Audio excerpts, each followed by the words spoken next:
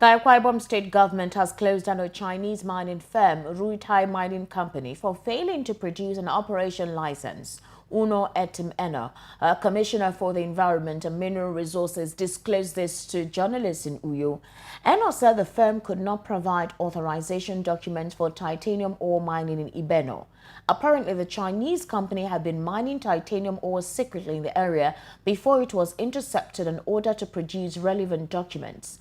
Now, still with us to discuss this particular aspect of our conversation on VOP this morning is Nelson Ekujumi, a social commentator, political commentator as well. Nelson, welcome back to the second segment of VOP this morning. Pleasure.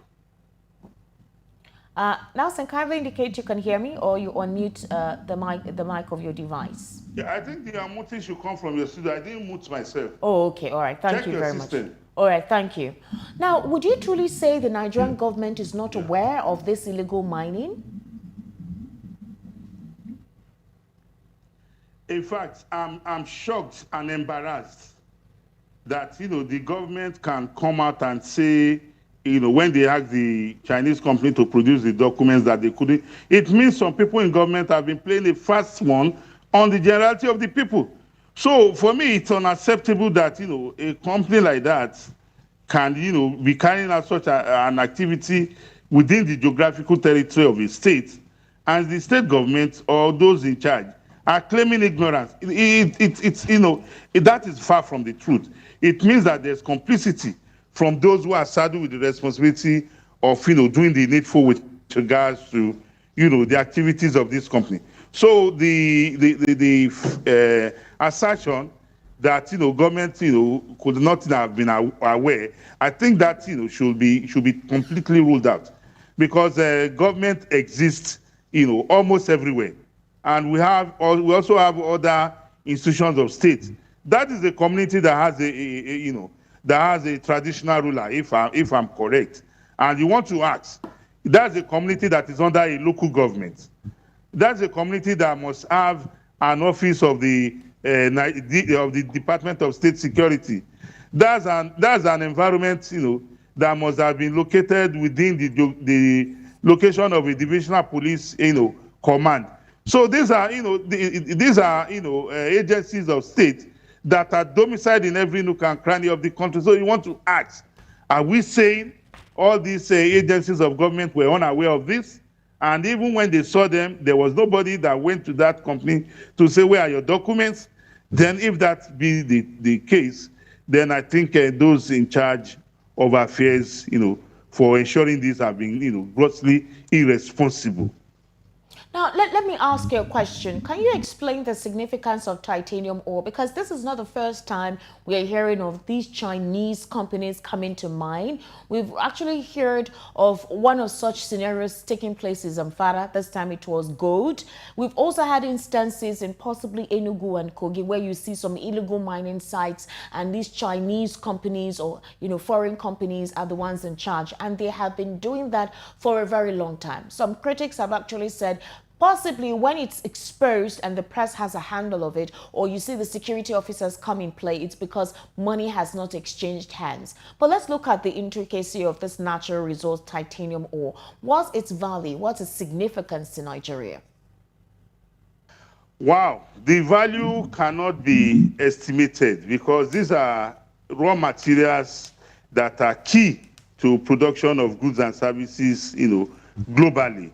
And if they can get a free market to mine, illegally, and, repatriate, the proceeds, why won't they? If we don't have, authorities, to ensure that the needful is done.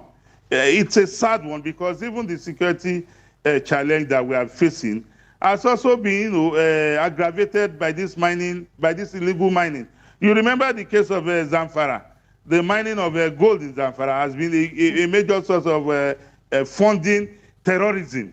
So for me, I want to believe strongly, like some of you have rightly alluded to that, why these things become public knowledge is maybe because money has not exchanged hands, or maybe the compromise that they have run into, somebody has tried to shortchange the other party.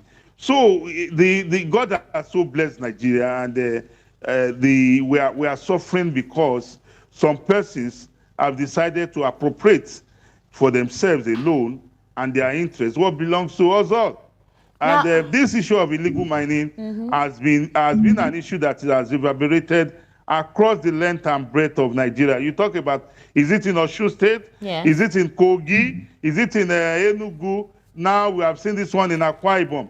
Only God knows which environment will be next. You also recollect that some months ago we discovered that even here in Lagos, some persons busted or vandalized the NNPC pipeline, and they were fetching fuel from wells within their compound towards the Isolo axis where you have the NNPC depot. So it is as a result of the failure of the state to do the needful, to use technology to track these developments, to engage with the local populace, because these things are happening where people can see them. These things are happening where you have security agencies who should be doing their job, but maybe In fact, they are also part of the you would cabal. actually see indigenes of those states, working in such mining sites. So it's quite it's almost ironical that the state government was not aware of such activities being carried out. Iron ore is used for paint, fabrics, plastics, cosmetics. It's an intricate part for production of goods that of necessity in this part of the world. And it's actually quite surprising when the government acts like they just got to know about that particular site. You can see that some major equipment were transported to that area, being set up, and the mining has been going on for quite a long time. The question now is, how will this affect the relationship between China and Nigeria? Well, thank you very much. I think the state government coming out to say she's just aware, it's laughable.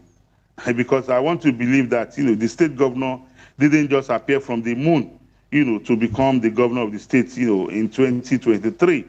The person who emerged as the state governor, the House of Assembly, the House of Representatives, the Senator, are all products of that environment. And if they are products of the environment, in the course of their political, trajectory, they must, have traveled, beyond their immediate environment and have seen or heard these things. So coming out to say the government is just aware, it's unacceptable as far as I'm concerned. It shows that the government has not been alive to its responsibility, even now and those before it, if it's not, in its, in the scorecard or in its report that it inherited from its predecessor. Then talking about this will affect Nigeria and China relationship, it will not affect it in any way. Really? Because It Nigeria would not? is yes, Okay. yes, Nigeria is a country governed by laws. All right. China is a country governed by laws. So long as China will not allow Nigerians or Chinese to violate its laws within its geographical territory, so also with the Nigerian government not allow Chinese or Nigerians to come and violate its laws. So the environment in any community is open for business so long as you comply with the rules and regulations. If you buy a car today, even as a Nigerian, the Nigerian law says you must register your car and you must have a driving license to drive your car on the road in order to to secure life and property. No law in any country will say if you have bought a car, don't register the car, you don't need it, put the car on the road and do whatever you like. No society allows that. So the Chinese authorities will know very well that if our citizens have violated the laws in Nigeria, they'll face the penalty because the laws are there.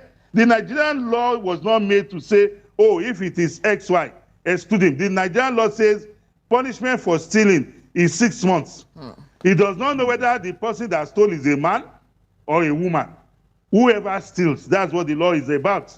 So if the suspect who has been alleged to have stolen is a Chinese, then he will face the law of Nigeria, and the Chinese government are also aware of that. So it will not affect the relationship between Nigeria and Chinese in any way, so long as it has to do with the violation of the laws of the land. The All laws right. of the land must be upheld at all times. Okay. So before we wrap up, Nelson, thank you so much. You've been, you're quite in depth on the conversation we're having this morning. What measure do you think should be taken to address this properly? Because this is not going to be the last time. We'll continue to see these illegal mines being operated by some of these international supposed counterparts. So what measures do you think should be taken to address this properly? And how should the governments of these states that have eventually been able to realize that they have an area where a natural resource can be taken advantage of, how do they not see the potential business potential of that and see how they can have either a legal international collaboration where the people as well as the state government benefits from that natural resource? And then when it comes to discipline and the appropriate procedures that should be taken in handling this, how do you think, that should be done properly? Well, thank you very much for your commendation about our conversation so far, even though we disagreed Oh, at the we will always beginning. disagree to agree. Go So, ahead. but be that as it may, in view of our reality, I think the media has a very big role to play in this. Because if the media had not discovered it and blow up this story, maybe the state government would have still turned a blind eye as if it wasn't aware. But I'm sure it was when the issue was put in the front burner and questions were being asked. That was what brought these issues to the front to the public space. So I want to implore the media to remain alive, to remain patriotic to its responsibility. And also, I want to enjoin our citizens, our local populace, the benefits of this, mining site also has its own, negative effects on the environment. They should recognize that as much as it's mined there, three times, of it damages, where they are living, damages their livelihood, damages their environment as well as the state and beyond.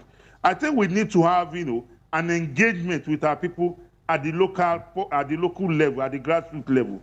Because if government that is saddled with the responsibility of overseeing our affairs can come out and say something is going on in my environment and the government is not aware, then that government is not, alive to its responsibility.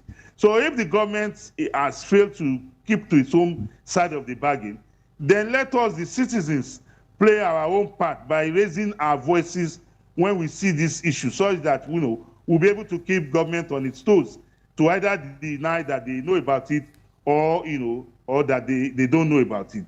So the responsibility now is on us, the citizens, as well as the media, because coming out to be informed that the state government said she's unaware, to me it's unacceptable. This is a state that is divided into political wards. Are you telling me political leaders in that community were not aware? That the village head was not aware? That the local government was not aware? That the divisional police officer was not aware? The state government holds security meetings every week.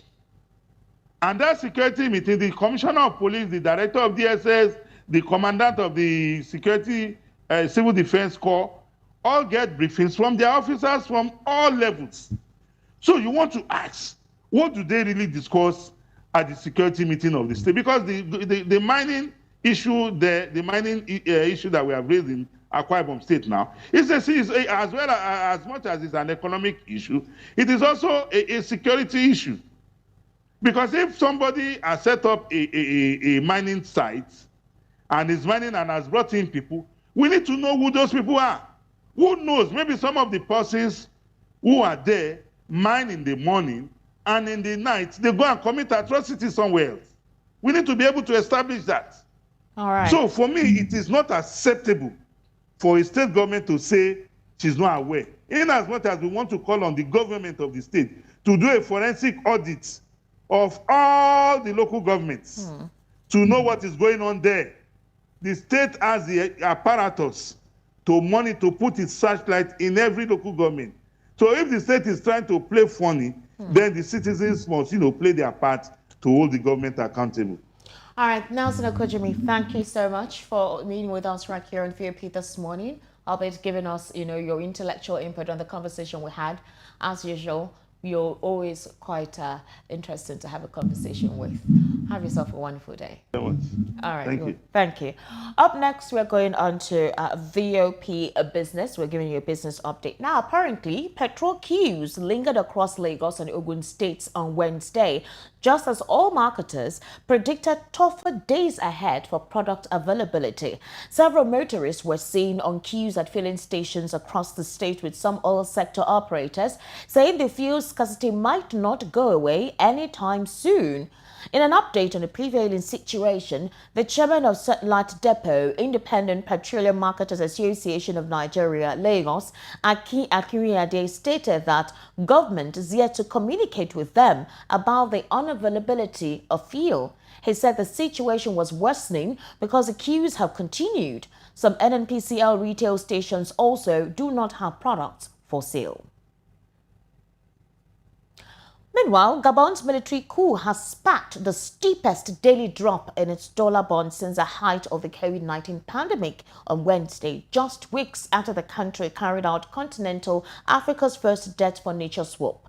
Now, this is coming after a group of senior military officers in the early hours of Wednesday announced that they had taken control minutes after the state election body announced that President Ali Bongo had won a third term. The 2025 maturity fell the most by as much as 14 cents before recovering to trade down 9.5 cents on the dollar at 83.41 cents at 1 p.m. on Wednesday.